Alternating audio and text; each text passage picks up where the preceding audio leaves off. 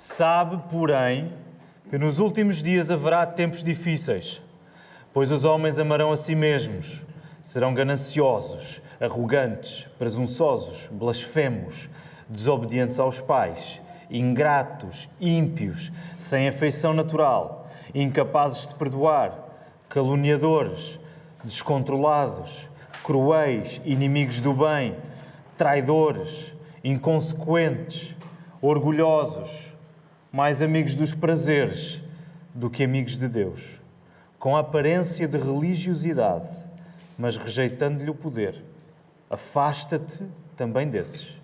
Porque entre eles estão os que se intrometem pelas casas e conquistam mulheres tolas, carregadas de pecados, dominadas por várias paixões, que estão sempre aprendendo, mas nunca podem chegar ao pleno conhecimento da verdade.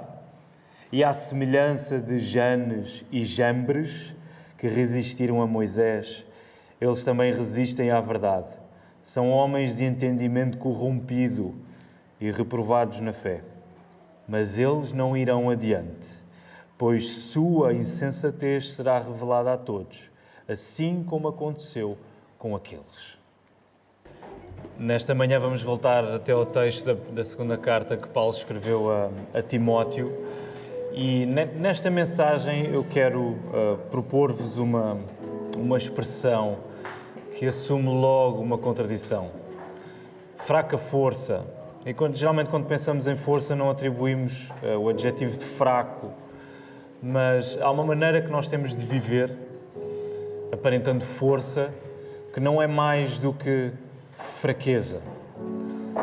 Ninguém gosta de se sentir incapaz, ninguém gosta de se sentir fraco, ninguém gosta de sentir que não consegue alcançar alguma coisa. Sobretudo no tempo em que vivemos, nesta cultura, em que parece ser mais importante aparentarmos poder, aparentarmos capacidade, aparentarmos destreza, engenho, do que admitir fraqueza. Ninguém gosta de admitir fraqueza. Ninguém gosta de admitir que precisa de ajuda. Mas o plano de Deus para ti, o plano de Deus para mim, o plano de Deus para nós é o outro. Que plano é esse? Confessa que tu só não chegas. E então Deus fará tudo por ti em Jesus. Tu és chamado diante da palavra, diante do Evangelho, a confessar que tu, entregue a ti mesmo, não chegas para aquilo que te é pedido. Tu precisas de confessar isso diante do Senhor. E então temos esta promessa maravilhosa. Deus fará tudo por ti, em Cristo Jesus. E é isto que nós queremos pedir em oração, para que Deus torne mais vivo nas nossas vidas, na vida da nossa igreja. Vamos orar estas coisas nesta hora, queridos irmãos. Senhor Deus, não há nada como sermos guiados pela Tua Palavra, não há nada como colocar os nossos corações à Tua disposição e ver as Tuas maravilhas, Senhor, reveladas neste texto, Senhor. Maravilhas que Tu revelaste de maneira perfeita e final no Teu Filho Jesus. Ele que alcançou tudo para nós, Senhor. Ele que comprou o nosso perdão, comprou a nossa justificação. Ele, Senhor, que nos deu acesso a uma comunhão contigo que é para sempre, Senhor. O Senhor Jesus, o Teu Filho, o único Filho perfeito, Filho, Senhor, colocou-nos numa relação de filiação a Ti, Senhor. De modo que hoje podemos dizer que somos Teus filhos também. Obrigado por isso. Senhor, nós estamos diante de Ti como Teu povo, reconhecendo de facto a nossa fraqueza. E não queremos estar num lugar em que fingimos que não somos fracos. Livra-nos disso, Senhor. Nesta hora, livra-nos disso. Por isso eu te peço que a cada um que está aqui, que Tu possas destapar o seu coração, possas invadir com o Teu Espírito Santo, Senhor. E que a Tua Palavra possa trazer vida nova nesta manhã, Senhor. Ajuda-me a pregar de uma maneira firme, de uma maneira que Te traga louvor, Senhor, e de uma maneira que a Tua Igreja seja edificada e reavivada nesta hora, Senhor. No nome de Jesus nós oramos. Amém. Lembram-se no final do capítulo anterior, no capítulo 2, coloquem lá os vossos olhos. Nós terminamos de ler esse capítulo e nós conseguimos identificar lá um tom positivo.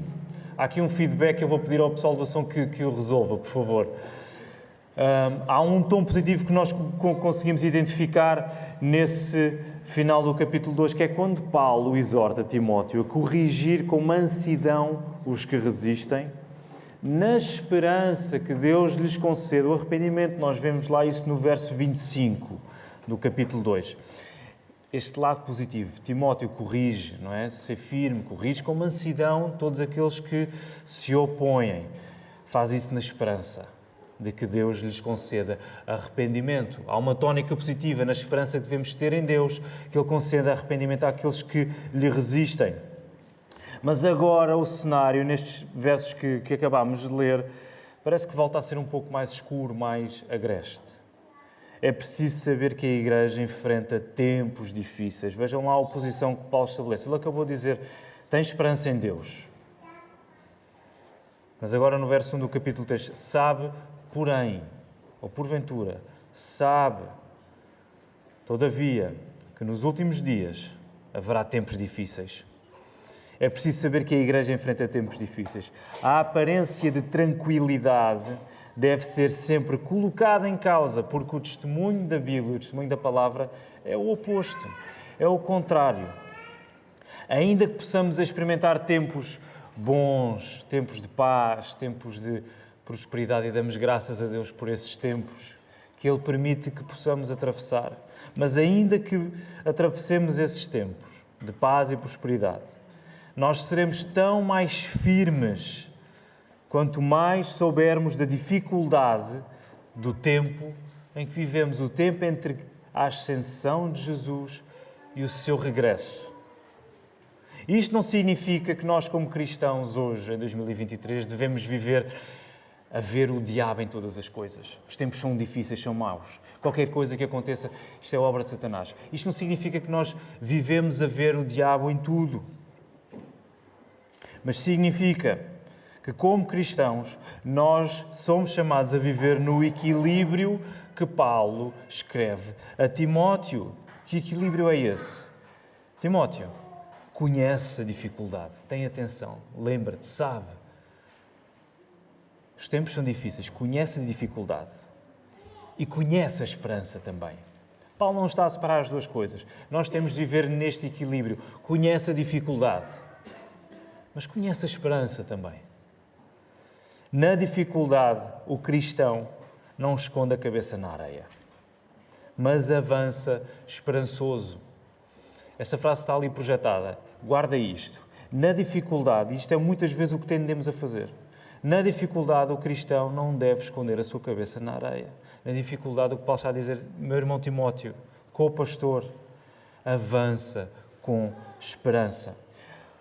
Porquê? Porque a nossa fé, a fé que nós temos em Jesus, não é uma fé que por um lado romantiza a dificuldade, que lhe coloca flores em cima, desvalorizando-a. A nossa fé não olha para a dificuldade e dizer assim, isto não é nada demais. Bem vistas as coisas, isto não é nada demais. Nós não desvalorizamos a nossa fé, a dificuldade que atravessamos. Mas, por outro lado, nós também não nos deixamos atemorizar pela dificuldade que atravessamos. Nós não sobrevalorizamos a dificuldade ao ponto de achar isto é demais para mim, eu vou sucumbir. No limite, é melhor que a minha vida acabe porque eu não sou capaz de ultrapassar esta dificuldade. Se por um lado a nossa fé não nos chama a desvalorizar a dificuldade que atravessamos, nós também não a sobrevalorizamos.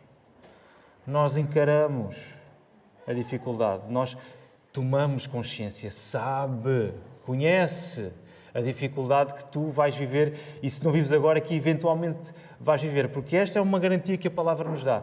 Nos últimos dias, não apenas num tempo futuro que ainda não chegou, mas nestes dias que nós vivemos, entre o momento em que Jesus subiu ao céu e o momento em que Ele irá regressar, os tempos serão difíceis. Conhece isso.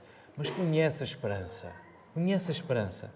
Porque Deus é bom. Deus não deixou de ser soberano. Jesus governa.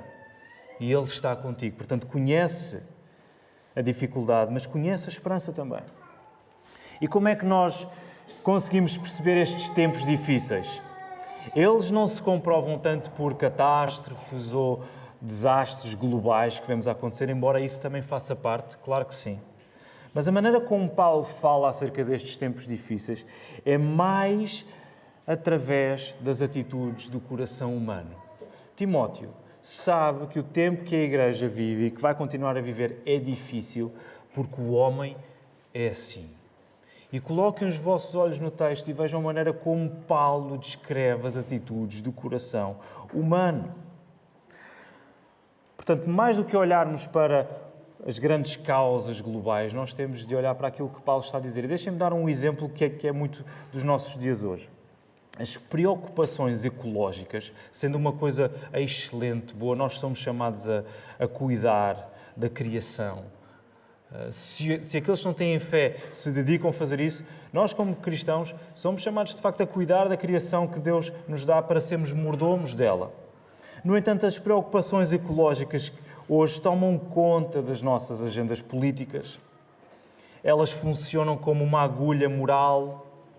A pessoa é caracterizada como boa na medida em que toma uma posição ativa em relação à defesa do planeta e à preservação do planeta. Elas são um exemplo, essas preocupações ecológicas são um exemplo de uma atitude que crê que o mal se resolve, sobretudo a partir de fora e não a partir de dentro. Nada de errado com sermos preocupados com o nosso planeta, mas se isso nos colocar numa posição em que nos esquecemos que a coisa mais importante tem de ser resolvida é o nosso coração, então há muita coisa de errado a acontecer aí. A dificuldade do tempo que vivemos é vista na maldade humana que caracteriza a lista que nós encontramos aí dos versos 2 a 4. Volta a colocar os teus olhos rapidamente em tudo isso que está aí descrito pelo apóstolo Paulo. Como é que nós lidamos com isto?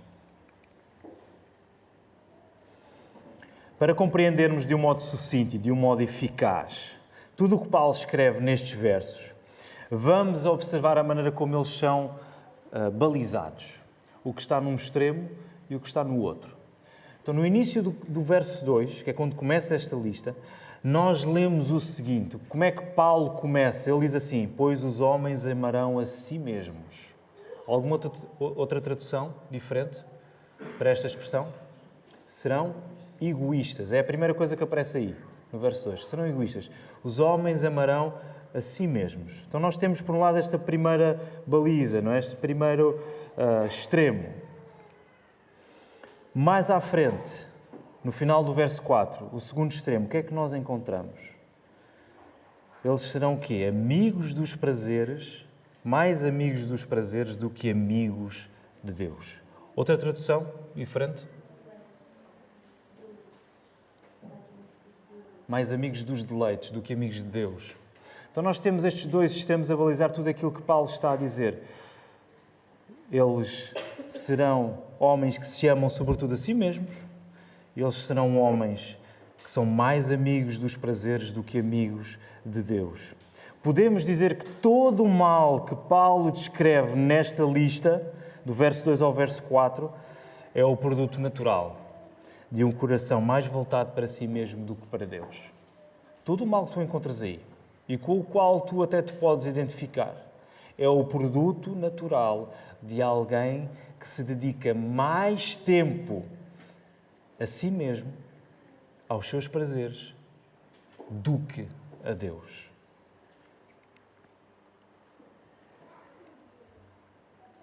A partir destes exemplos, nós compreendemos o seguinte, essa frase vai estar aqui projetada.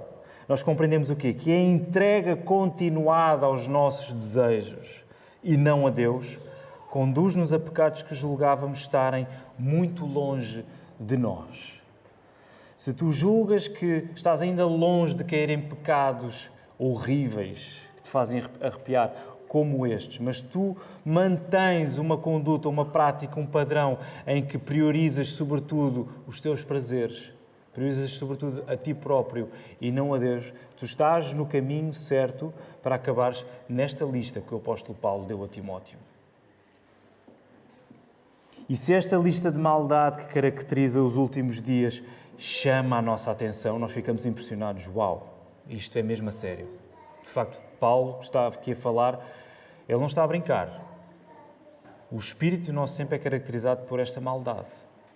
Se isto nos impressiona, mais impressionante é notar que Paulo diz que pessoas assim estão até dentro da própria igreja. E pá, agora é que complicou mesmo. Agora é que isto ficou difícil. Agora é que os tempos estão mesmo difíceis. Dentro da igreja. Estes falsos mestres que Paulo está a falar, eles fingem, o produto disto é fingir uma vida religiosa, vejam lá no verso 5, é fingir uma vida de piedade, é fingir uma vida de entrega a Deus, que no final das contas não verte qualquer tipo de poder. A hipocrisia destas pessoas é visível depois nos versos 6 a 8, naquilo que elas fazem. É uma fé fajuta, é uma fé falsa. E como é que nós percebemos isso? Porque tudo o que esta fé falsa destes falsos mestres tem para mostrar é, por um lado, lá no verso 6, a intromissão interesseira e dominadora sobre os mais fracos, neste caso em particular sobre um grupo específico de mulheres enredadas nos seus próprios pecados. Paulo não está a falar sobre as mulheres na sua generalidade, ok? Paulo está a falar num grupo específico de mulheres enredadas em pecados que os falsos mestres atacavam de uma maneira particular. Elas já estavam enredadas nos seus pecados e os falsos mestres aproveitavam-se disso. Então, por um lado, eles intrometem-se de uma maneira interesseira e dominadora sobre os mais fracos. E no verso 7, eles enredam essas pessoas numa aprendizagem que tem muito mais de divagação do que propriamente firmeza na verdade. Eles levam estas pessoas que já estão enredadas no seu próprio engano a uma aprendizagem que divaga e nunca chega ao pleno conhecimento da verdade. A tarefa dos falsos mestres é colocar-te a andar assim, em círculos, à volta do teu próprio engano, à volta do teu próprio pecado e nunca levando-te para a solução que é o Evangelho. Porque eles próprios são alheios à mensagem do Evangelho. Eles não conhecem a mensagem do Evangelho. E o verso 8, Paulo vai invocar uma tradição judaica ao falar destes dois personagens, Janes e Jambres. Alguém tem uma ideia na tradição judaica, quem é que são estes Janes e Jambres? O contexto depois do verso ajuda-nos a perceber. Tem ideia de quem eles são? Janes e Jambres? Ou quem se acreditava que poderiam ser? Janes e Jambres, segundo a tradição judaica, seriam dois dos feiticeiros do faraó no tempo em que Moisés vai libertar o povo do Egito.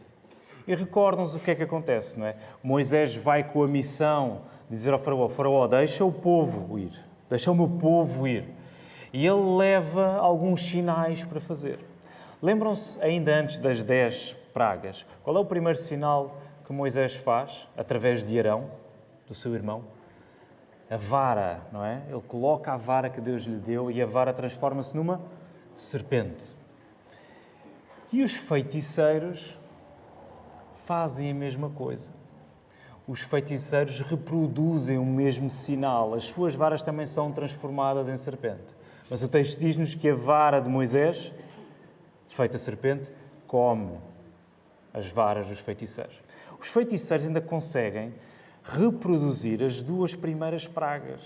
A primeira que é a água, as águas transformadas em sangue, e eles, pela sua feitiçaria, conseguem reproduzir. E a segunda, que é a praga das rãs. Muitas rãs aparecem no Egito. E eles conseguem reproduzir isso também. Mas eles depois admitem, eles não têm a capacidade de fazer retirar aquela praga. As próximas pragas começam a aparecer, os piolhos e por aí fora, eles começam a dizer ao faraó, ó faraó, isto parece que é areia demais para a nossa caminhoneta. O nosso poder não é assim tão grande. Nós conseguimos ainda macaquear aqui alguma coisa parecida. Trazer algumas rãs, transformar a água num vermelho parecido ao sangue, tudo isso. Mas fazer isto que está a acontecer, fazer e retirar, nós não somos capazes de fazer isso. Então o que está em causa, quando Paulo traz este elemento do Êxodo, ele quer mostrar que a aparência de religião, a aparência de piedade, a aparência de fé, produz efeitos imediatos e impressionantes. mas vazios de verdadeiro poder espiritual. Guarda isto contigo. A aparência da religião produz efeitos imediatos e impressionantes, mas vazios de verdadeiro poder espiritual. Foi isso que aconteceu lá no Êxodo com os feiticeiros. É isso que acontece agora em Éfeso, na igreja onde Timóteo é pastor, com os falsos mestres. Eles não têm poder com eles. Eles apenas aparentam. Mas o verdadeiro poder espiritual não os acompanha. É isso que Paulo está a dizer em relação a estes falsos mestres no verso 5. Ao fazerem-se passar por piedosos, rejeitam o poder de Deus que produz essa mesma piedade. Ao fazerem-se passar por aquilo que não são, eles rejeitam. Eles anulam. Eles dizem, nós não acreditamos no poder que, de facto, nos pode tornar piedosos. Homens fingidos assim só evidenciam que a mensagem do Evangelho não tem nada a ver com eles. Eles não são da verdade. O perigo é real. Os tempos são difíceis, o perigo é real. O negócio dos falsos mestres é espalhar corrupção na igreja sob a aparência de fé cristã. E se nós hoje não temos assim muita experiência com falsos mestres, talvez alguns de vós já tenham tido alguma experiência com falsos mestres no vosso passado. Nós devemos estar atentos, porque esta é uma realidade que a Bíblia continuamente nos avisa e nos alerta. Isso vai acontecer. Nós vivemos os últimos dias e nós devemos esperar que circunstâncias dessas possam, de facto, vir bater à nossa porta. Mas nós devemos lembrar, estes homens não têm o poder de Deus com eles. Eles mostram uma coisa que eles não são. Por isso é que Paulo diz lá no verso 9, no final, do mesmo modo como os feiticeiros do Egito foram desmascarados, foi revelado que eles não tinham poder nenhum, os falsos mestres da igreja não prevalecerão. E mais uma vez, Timóteo, segura a dificuldade, porque ela vai aparecer, mas agarra a esperança, porque eles não vão prevalecer. Toma isto para a tua vida também. E aplicando ao contexto de igreja, cada membro, não só os pastores, mas cada membro é responsável, é chamado a defender a sua igreja, a defender a doutrina da sua igreja. Faz isso ciente da dificuldade que nós vamos encarar, mas faz isso na esperança, porque tu sabes que Deus disse que eles não vão prevalecer. Sabem que uma das coisas que nós amamos na nossa igreja é a nossa classe de preparação para batismos e novos membros.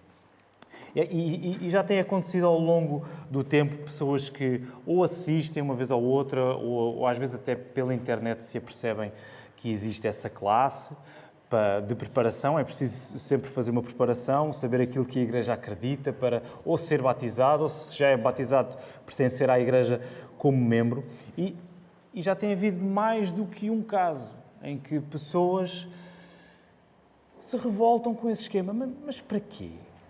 Eu já sou crente, porque é que eu preciso de ser preparado para fazer parte da igreja?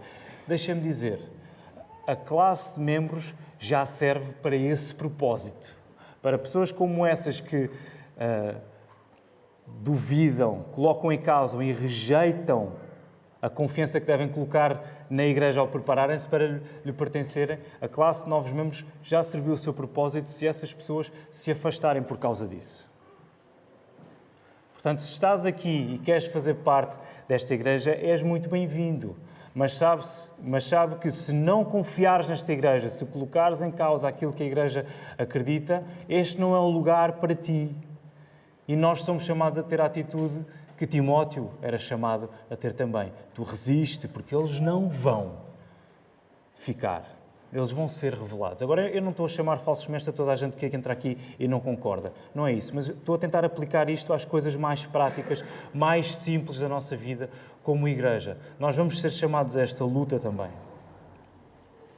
Não nos admiramos, portanto, o que é que Paulo diz a Timóteo para fazer.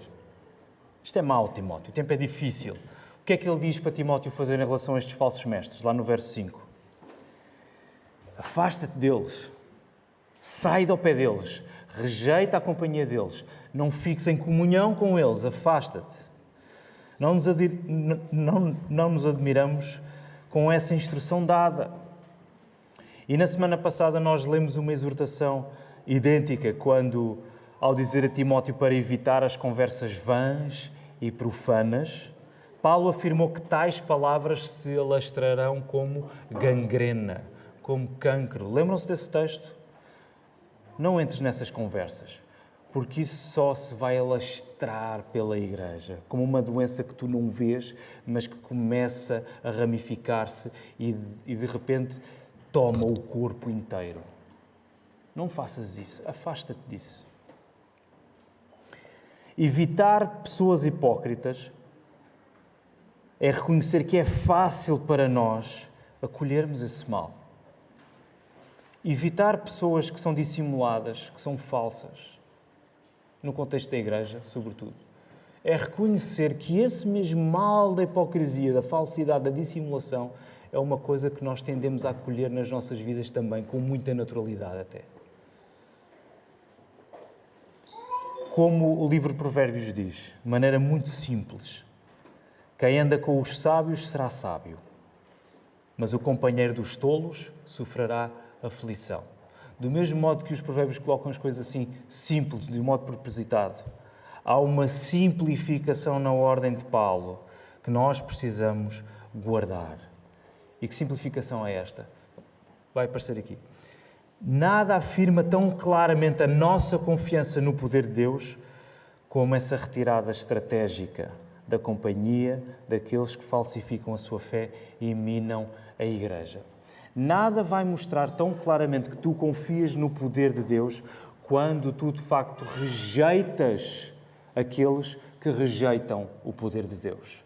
Portanto, não sejas ingênuo ao ponto de achares que é indiferente teres a mesma comunhão que tens com os teus irmãos na fé e que mantens com aqueles que rejeitam essa mesma fé. Vais-te dar mal com isso. É possível que quando te afastas de hipócritas, provavelmente já vivemos isto, é possível que quando fazemos esse movimento de afastamento de pessoas que consideramos falsas, com as quais não queremos ter muito contacto, e não tem de ser só no contexto de igreja, provavelmente nos vários contextos da nossa vida já vivemos isso. Nós queremos afastar daqueles que são falsos. E quando isso acontece, é muito provável que já tenhas sido acusado do mesmo mal. Tu estás a afastar daqueles que tu achas que são falsos, daqueles que tu achas que são hipócritas. Então tu estás a ser o maior hipócrita, porque afinal não há ninguém perfeito ao ponto de poder agir como se fosse melhor que os outros, não é? Provavelmente já fomos acusados disto. Tu não queres estar com aquela pessoa. Tu és o maior hipócrita de todos. Julgas-te mais do que nós. Julgas-te mais do que ela para te estás a afastar. Provavelmente já fomos acusados disto. Mas este afastamento que nós temos de abraçar acontece na lógica inversa. Não é por nós nos considerarmos melhores que os outros. É exatamente o contrário. É por eu me saber tão mau ou pior que os outros que não vou relativizar o perigo de cair numa coisa que quero evitar a todo custo. Percebem a lógica? Quando nós reconhecemos a nossa natureza pecaminosa, quando nós reconhecemos que é muito fácil para nós acolhermos este tipo de falsidade, de dissimulação, nós vamos ser espiritualmente astutos a dizer, se eu estiver na companhia de pessoas que são assim, vai ser ainda pior para mim. Eu não quero cair num erro em que eu sei que caio naturalmente, eu não quero voltar a cair nisso. Portanto, a lógica não é uma de superioridade moral. A lógica é uma de facto, humildade espiritual. Eu sei que se eu for para ali, eu vou-me expor a perigos que me vão levar a cair. Logo, eu não vou para ali, eu vou-me afastar. É isso que Paulo está a dizer a Timóteo. Timóteo, tu tens de ser fiel, tu tens de ser firme. Portanto, afasta-te dessas pessoas. Não sejas ingênuo. Não relativizes, não romantizes a tua fé. Não romantiza a dificuldade que é estar com essas pessoas. Afasta-te delas. Manter comunhão com o que pode corromper-me, com o que pode corromper-te ainda mais, é também uma forma de hipocrisia. Quando tu mantens comunhão, quando tu mantens proximidade, quando tu privas com aquilo que te pode tornar falso, com aquilo que é falso, isso é uma forma de hipocrisia na tua vida também. Porquê? Porque tu partes do princípio que tens em ti a força para te manter imune, para te manteres imune a qualquer tipo de influência. Considera a ironia.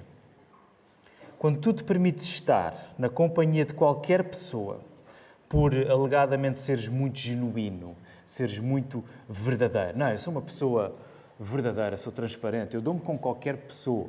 Eu não sou falso, eu vou-me dar com qualquer pessoa.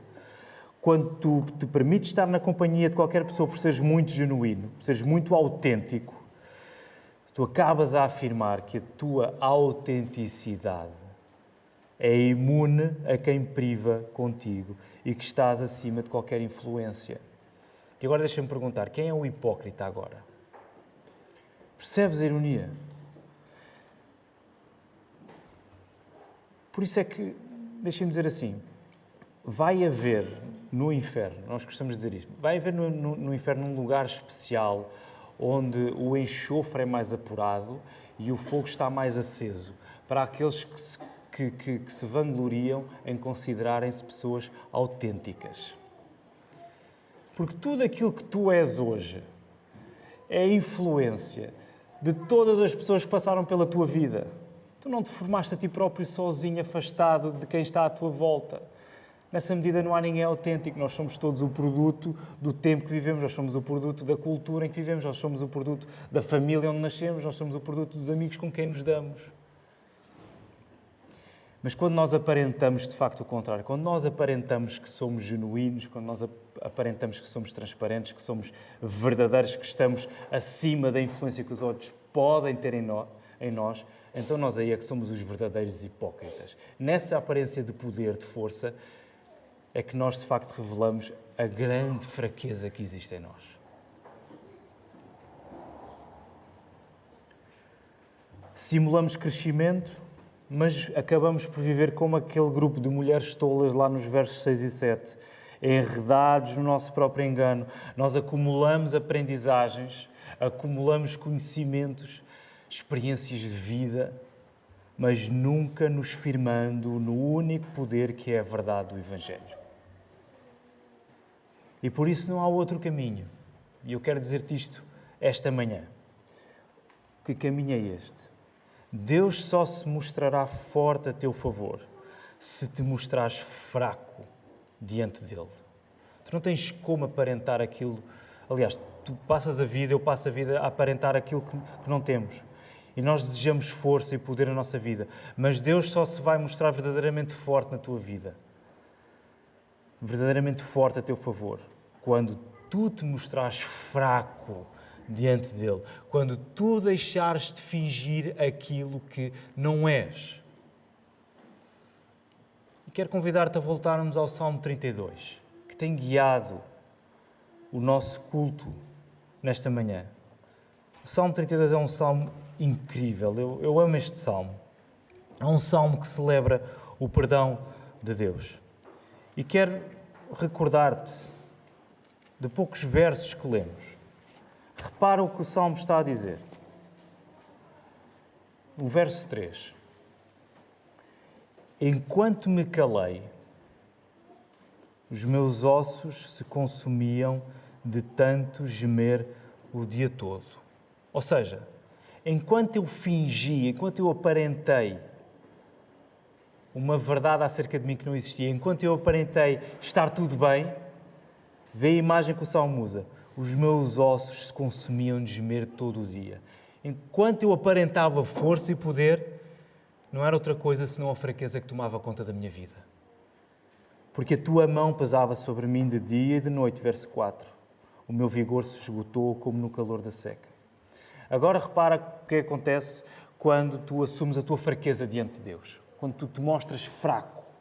Quando tu dizes, ok, eu vou parar de esconder aquilo, eu vou parar de fingir aquilo que eu não sou. E eu vou mostrar as minhas verdadeiras cores. Eu vou mostrar verdadeiramente quem eu sou. Verso 5 do Salmo 32. Confessei-te o meu pecado e não encobri a minha culpa. Eu disse, confessarei as minhas transgressões ao Senhor. O que é que aconteceu? E tu perdoaste a culpa do meu pecado. A força que o salmista precisava era o perdão de Deus. E isso só veio quando ele admitiu a sua fraqueza. Quando ele disse, Senhor, eu tenho fingido aquilo que eu não sou. Eu vou parar de fazer isso. E quando eu parei de fazer isso, tu perdoaste-me. Eu confessei. Tu invadiste-me com a tua força, com o teu poder. E agora eu estou perdoado. Agora eu sou verdadeiramente bem-aventurado.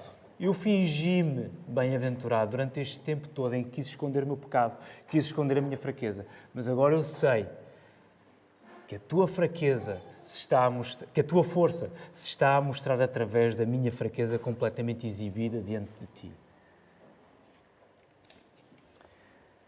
E ao terminar este sermão, eu quero dizer-te que nem mesmo quando tu admites a tua fraqueza, nem mesmo quando tu te entregas a essa admissão de fraqueza, tu estás a fazê-lo na tua força. Nem mesmo quando tu admites o teu pecado, nem mesmo tu admites, Senhor, eu tenho sido um fingido, eu tenho sido um hipócrita, eu tenho sido um dissimulado. Quando tu chegas a um lugar em que admites isso, tu não estás a fazer isso porque tu és muito capaz de perceber isso por ti. Tu não estás a fazer isso pela tua força. A nossa condição é tal que até para admitirmos o mais óbvio acerca de nós, e o mais óbvio acerca de nós é que somos criaturas fracas que fingem poder e que fingem força, que fingem capacidade. A nossa condição é tal que até para admitirmos isso, nós precisamos de um poder superior a nós. Nós precisamos que o Senhor toque o nosso coração e que o Senhor nos convença, de modo a nós respondermos em confissão. Isto só é possível porque Jesus suportou no nosso lugar o que nós nunca poderíamos suportar. Tu só podes fazer essa confissão. Tu só podes confessar abertamente a tua fraqueza, sabendo que Deus te perdoa porque Jesus suportou por ti aquilo que tu nunca poderias suportar. Na cruz, repara o que acontece. Na cruz, quando Jesus é crucificado, Deus não se mostrou forte para com o seu Filho. Aquilo que nós queremos, que Deus se mostre forte connosco, que Ele nos fortaleça, que Ele nos segure, na cruz aconteceu exatamente o contrário. Deus, o Pai, não se mostrou forte para com o seu único Filho. Ele entregou-o à fraqueza mais maldita de todas. Para que agora, quando colocamos a nossa fé em Jesus, nós tenhamos em nós o milagre que é viver no poder de Deus. Percebes a inversão dos papéis? Jesus foi destituído de qualquer capacidade, de qualquer poder, de qualquer refúgio, de qualquer segurança, para que pela fé nele, que sofreu aquilo que nós merecíamos sofrer e não poderíamos suportar, nós vivamos neste milagre que é estarmos completamente invadidos e suportados e alimentados pelo poder de Deus na nossa vida. Jesus que sempre afirmou, que sempre foi o que Ele afirmou ser. Não houve um momento da vida de Jesus em que Ele não foi aquilo que Ele disse que era. Jesus disse, eu sou o caminho, a verdade e a vida. Não houve um momento da vida de Jesus de hipocrisia. Não houve um momento em que Ele tenha fingido. Ele foi sempre aquilo que Ele disse que era. E Ele continua a ser aquilo que Ele disse que é. Não houve um momento de hipocrisia.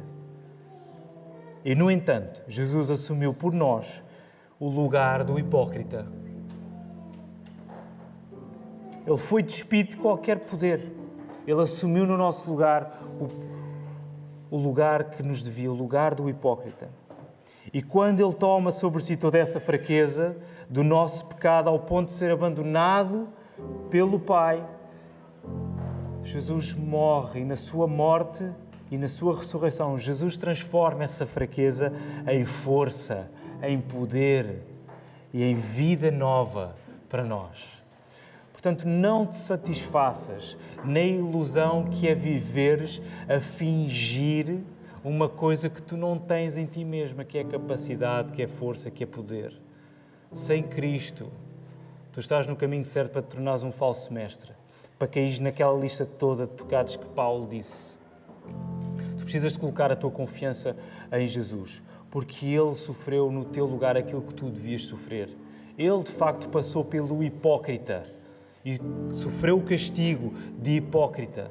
Não que Ele tenha sido hipócrita, porque Ele não foi. mas Ele sofreu isso porque cada um de nós aqui esta manhã é hipócrita e nós precisamos de ser perdoados. Nós precisamos que o Senhor nos tire daquele lugar de peso em que sentimos o nosso corpo a ser esmigalhado por não confessarmos aquilo que somos. Olha para a palavra, olha para Cristo, sai desse lugar, porque o poder para o fazer não está em ti, mas está nele, que te dá uma vida nova. Que o Senhor nos abençoe. Vamos voltar a ficar de pé e louvar o nosso Deus.